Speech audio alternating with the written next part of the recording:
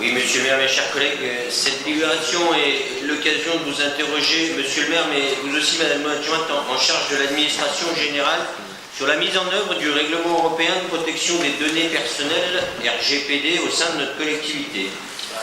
La ville de Lyon est amenée à collecter et à gérer un certain nombre de données personnelles, que ce soit en matière de gestion du personnel, d'état civil, d'éducation, de petite enfance, ou de diverses démarches initiées directement en ligne sur le site internet de la ville. Nous avons souvenir, il n'y a pas si longtemps, puisque c'était fin 2016 et j'avais eu l'occasion de le signaler, que par exemple la démarche de déclaration du quotient familial qui comprenait des informations sensibles s'il en est, comme le numéro fiscal ou la situation personnelle de l'usager, se faisait sur le site de la ville en HTTP et non pas en HTTPS et ne présentait donc guère de sécurité.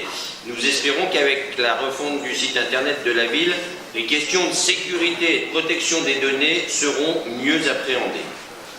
Dans la perspective de l'entrée en vigueur dans 2 mois du RGPD, il nous semblerait opportun que vous nous précisiez quelques points comme l'évaluation réelle des risques, les analyses d'impact réalisées, les mises en conformité que vous avez ou que vous aurez eu à réaliser. Deuxième point que nous souhaitons aborder, c'est celui de la mise à disposition des données de la ville en accès libre. Sur ce sujet, il semble que la marge de progression soit relativement forte. En dehors des emplacements réglementés pour les personnes à mobilité réduite ou les 2 roues motorisées, la seule chose que l'on puisse trouver sur la plateforme de la métropole à laquelle notre ville est contributrice sont les données relatives au découpage des circonscriptions, des bureaux de vote et des conseils de quartier, avec même certaines erreurs, puisque dans la localisation des mairies d'arrondissement figure encore la mairie annexe de Saint-Rambert, fermée depuis septembre 2016. Heureusement que la mise à jour est annuelle.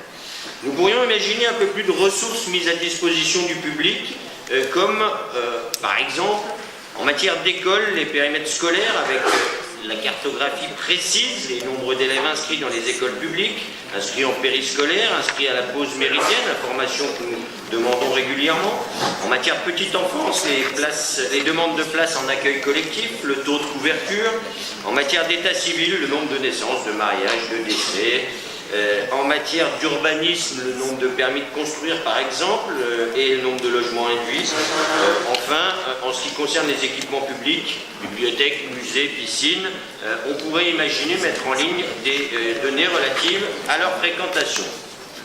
La ville de Lyon affiche aujourd'hui péniblement 13 jeux de données en ligne sur la plateforme, quand une ville comme Meudon en affiche 179, Saint-Malo 50, Toulouse 40, ou la commune de Brocas, que tout le monde connaît bien dans les Landes, 800 habitants, 33 lignes de données. Donc vous voyez, ce n'est pas une question de taille, c'est une question de volonté.